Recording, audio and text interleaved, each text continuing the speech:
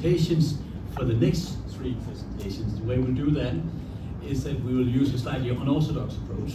It will be more of a roundtable or Q&A session where we'll have 3 rounds of questions where I'll pose some questions to the areas of expertise. So without further ado, I will ask Ankit to go out for a 10-minute presentation.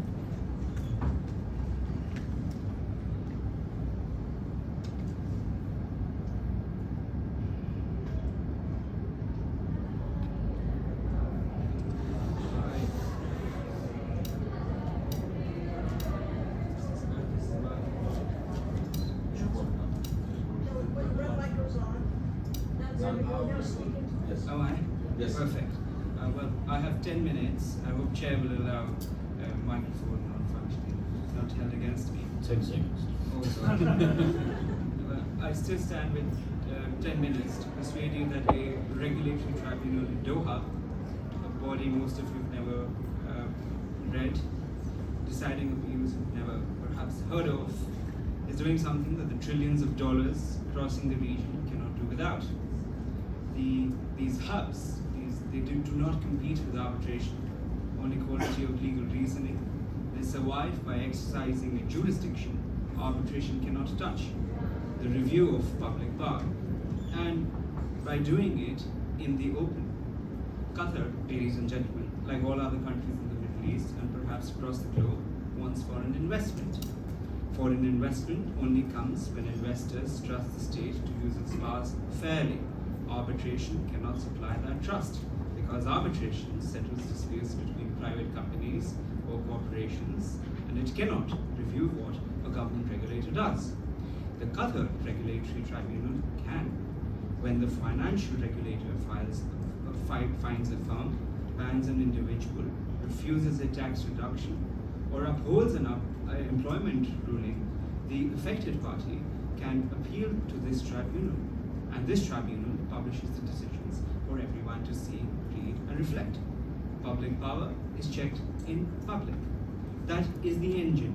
Now, 4 times we will see how it runs. This is also what makes this jurisdiction trustworthy, and that is the thesis of this paper. A trust administrator, namely Horizon Crescent Wealth, licensed in the Qatar Financial Center almost a decade ago, was held for something that it should not have been doing. When the regulatory authority opened the bonnet of this firm, it found money laundering compliance function that could not have been organized. The firm did not know where its clients' money came from. It ran an asset management business it was never licensed to run. And it took, in the authority's words, deliberate steps to mislead the regulator. The authority fined some 30 million riyals, which would be some low million euro value, and the firm to this appealed. That appeal and 3 others in the whole of my argument is, in one sentence, the proof of the law and its functioning. The firm's appeal ran on 2 tracks. The enforcement action was wrong, and the fine was excessive. And on March 19, 2022, the tribunal dismissed both, with the authorities' investigation costs to be attached. The lawyer's question is not who won, but what the tribunal asked itself. Not whether it would have chosen a 30 million riyal fine, but whether the findings itself, against the rules of Qatar, were sustainable on evidence, and whether the penalty sat within the range of a reasonable regulator and the imposition of costs. A bounded review, a genuine scrutiny deterrence to the regulator's primary judgment. The boundness is design, not just simple authority. The regulation is judgment under uncertainty. A tribunal that substituted its own view would merely relocate the regulatory function into a courtroom with no experience or expertise to gain from it. So the court, in sum, practices legality, evidence, and proportionality, and leaves it to the regulator to regulate. The appeals on these counts failed, but for the reasons published, which were licensed, that every firm can now read as a price list. Another case, which is the Magtiani case, which is on non-delegable duties, is a bargain that would hollow if it stopped at the corporate waiver. It does not. In this matter, in the same company, where the COO is also the head of compliance, is held to account. He is fined some 1.9 million riyals and banned him from any functions of the financial center indefinitely. He appealed on 4 grounds. Each of those 4 failed on a clear point of law. First, no personal contravention. He disputed that the firm's defiances only his ownership of them. Second, reliance on the former chief executive as an acting officer and the employee's wrongful acts under the domestic laws could only be answered by the regulator. Fourth, he claimed financial hardship. The tribunal dismissed all 4 counts. For the first 2, the officers and the personal liability attached were non-delegable responsibilities. You cannot subtract your statutory functions to a colleague and then plead his existence as your defense. Nor is ignorance a shield for the officer to ask and confirm a point when he was asked in one of the exchanges, I do not know, I do not have sufficient information. From the head of compliance, that is not mitigation, it is contravention confessing itself. On the third point, the domestic law, vicarious liability is tort which allocates compensation for damages between employer and employee. A regulatory penalty is public personal sanction for a breach of public duty, not a claim for private losses. To confuse the category of error, one on hardship and the other on the investor. Why should an investor care for these jurisdictions? Well, the senior financial officers are mobile and they carry their conduct with them. An arbitrary regime would deter the very talent the hub needs.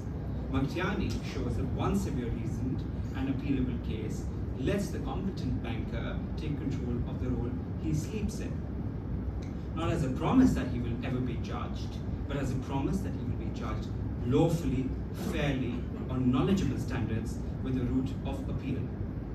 Taxation, perhaps, is also another interesting area that the court rules on. Picture a professional service where a firm claiming a deduction on the department is disallowed. 2 features on this count become apparent. The QFC, which also has a tax manual, is only for guidance, but it binds the department, not the taxpayer. So the entitlement rests only on soft guidance. There is also no general anti-avoidance provisions, no powers to look through the arrangements lacking commercial substance. The question becomes brazenly strict. Should the provisions show the permits and the deductions? No legal basis for deductions, no legal basis for a standard review had in this case shifted. Hence, in substance, correctness, the meaning of financial provisions is a question of law that the tribunal must ask itself. The output is not a punishment, but an authoritative reading for every taxpayer involved in these circumstances. Case number 4, and the final case for this paper, is the QFC and the employment regulation mechanism that it holds. The domestic articles of this system provide insurance to those involved in similar cases, which I shan't discuss because they have limited bearing for this audience. The regulatory adjudication of the conditions of labor with the same publicity and appealability is something that is important. Skilled people will not relocate to a hub whose employment protections are a mystery, and capital flows and skilled people follow that. But the corner of the docket yields my warning. In another case, a claimant ran the same grievance through the employment sector department of the tribunal, and through its different doors, 3 doors to be exact, 3 different systems within the hierarchy, with the richness of the institution, offering a route to harassment of the court and of the system. To close, what I would like to suggest is that while caseload of this international tribunal is limited in comparison to its other MENA neighbors, it is not nonetheless a vanity project. That perhaps would be a wrong measure for comparison, for comparison is the thief of joy. Caseload measures a court that substitutes for arbitration. This does not. It is a product of assurance consumed by those who never litigate. The compliance officers and those cases discussed are signing off in the structure and the finality of the court. A near empty courtroom is a consistent sign of deterrence, of well-worked market machinery, and one that is providing today's reasons for tomorrow's conduct and cases. A hub with a regulatory tribunal, a commercial court, an employment office, and a supervisory arbitration jurisdiction is dense. And density without coordination is not richness. It is a labyrinth. It feels, and if it fails, the way the world ends in the poem, not with a bang, but a whimper. The quiet whimper of capital, and that finds the place, is too tangled to go elsewhere. Three conditions, therefore, hold the line. Police the boundaries of your forums, as an appellate circuit did, and keep the apex appellate system genuinely corrective, and keep public bar and policy non-arbitrable. To close, I would like to refer to a Victorian poem, which is about a train in the dark, and his driver which is asleep, and the 16 hours of toil have taken their toil on the driver, and he asks himself, who is in charge of the clattering train? The poet asks us as well. Not the iron, not the force, but a tired man, with 100 passengers sleeping asleep behind him. Death, the poet quotes, is not in charge of the clattering train. Trade and investment, the region, just like the train, is the capital and the passengers, asleep and trusting. And the forum, the court, asks the question, who is in control? The four cases that I have highlighted makes the power visible, reasoned, correctable, and that no one makes to find death at the throttle. It is another forum squabbling over disputes. It is a machinery by which a jurisdiction makes its word trustworthy with the money it hopes to attract. Which is why I have spent, I hope, not more than 10 minutes on a tribunal you have never heard of.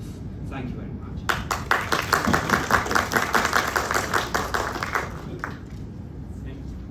Thank you. We will move on to our next speaker, Ala.